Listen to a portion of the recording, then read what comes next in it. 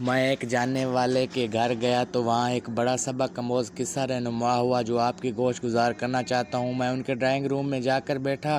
تو کچن میں drawing room کے ساتھ اسٹیج تھا، جس کی وجہ سے کچن میں ہونے والی گفتگو کو تھوڑا غور سے سنا جا سکتا تھا۔ دو خاتون گفتگو کر رہی تھی، جس سے مجھے اندازہ ہوا کہ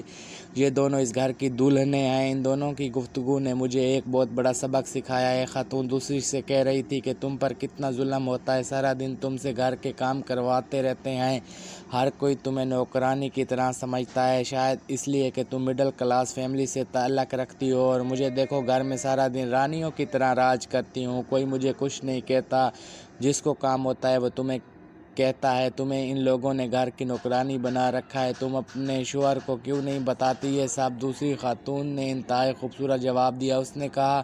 مجھے اس بات پر فخر ہے کہ گھر کے افراد ہر کام کے لیے میرا انتخاب کرتے ہیں، کیونکہ مجھے ان کے کام کرنے سے خوشی محسوس ہوتی ہے، اور جب میں اس گھر کے کاموں کو اپنا سمجھ کر کرتی ہوں تو مجھے تھکن محسوس نہیں ہوتی، اور جب میرا شوہر گھر آتا ہے تو وہ گھر کے ہر فرد سے میرے لیے تعریفی کلمات سنتا ہے تو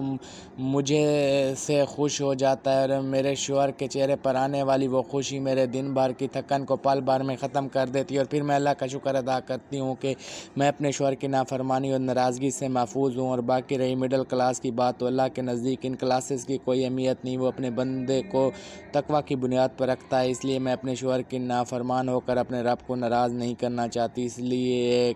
چاہیے مجھے کوئی بھی قربانی دینی پڑے۔ اس نیک بخت خاتون کی باتیں سنی تو یقین ہو گیا کہ لازماً اس خاتون کی تربیت کے پیچھے کسی عظیم خاتون کا ہاتھ ہے، جس نے اپنی بیٹی کو ایسے اعلیٰ اخلاق سے مزین کیا ہے۔ اللہ تبارک و تعالیٰ سے دعا ہے کہ اللہ تعالیٰ ہمیں بھی ایسے اعلیٰ اخلاق عطا فرمائے، آمین ثم آمین۔